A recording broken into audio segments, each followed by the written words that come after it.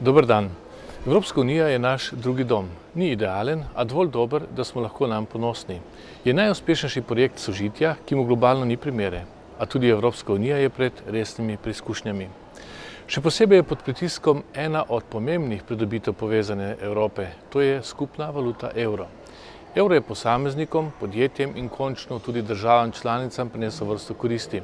In pomembno je, da se v današnjem trenutku, ko so z evrom povezane predvsem kritične in slabe novice, tega vedno znova spomnimo. Skupno valuto je mogoče lažje primerjati cene izdelkov in storitev. Odpadli so stroški povezane z menjavo denarja. Podjetja niso izpostavljena tveganju drastičnih valutnih sprememb in še bi lahko naštevali. Tako kot smo bili ob uvedbi evra seznanjeni z koristmi, ki jih ta prinaša, so bila izpostavljena tudi tveganja in morebitni stroški.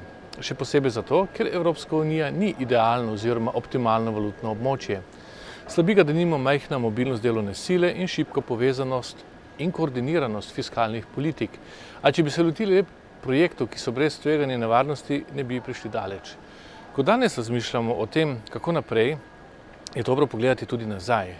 Izjemno pomembno je, da se vedno znova spomnimo in zavemo, da je Evropska unija bistveno več kot le gospodarsko povezovanje. Evropska unija je politični projekt.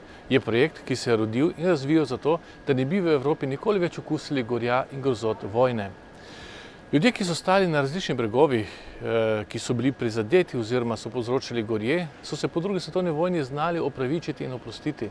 Znali so sesti za skupno mizo in upreti pogled v prihodnost in skupaj iskati rešitev za mirno sožitje skozi povezovanje in sodelovanje. Zato, ker so se zavedali tveganj in nevarnih posledic nesodelovanja in nestrpnosti. Sodelovanje prinaša obveznosti in sprejete dogovore in obveze je treba spoštovati in izpolniti. Katerakoli skupnost je lahko močna, se razvija in raste le, če si vsak član prizadeva za njeno skupno dobro.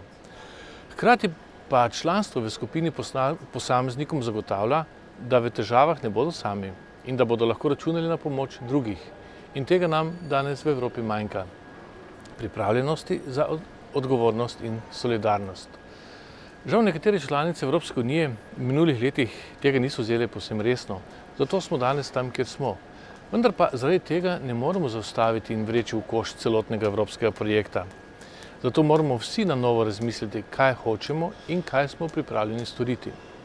Evropa oziroma Evropska unija je v minulih desetletjih od konca druge svetovne vojne prešla dolgo pot. Pot, na kateri si je prizadevala za mir in razumevanje med ljudmi in narodi. Pot, na kateri je delovala za dobrobit in blaginjo.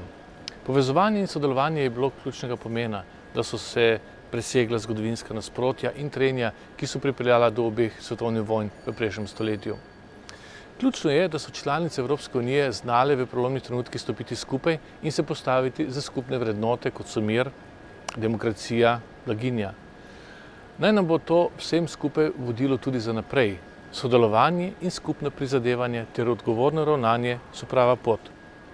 Pot, po kateri je treba nadaljevati za dobro vseh nas. Torej, ali je vredno imeti evro? Da, absolutno. Ali bo evro preživel trenutno krizo? Bo. Absolutno.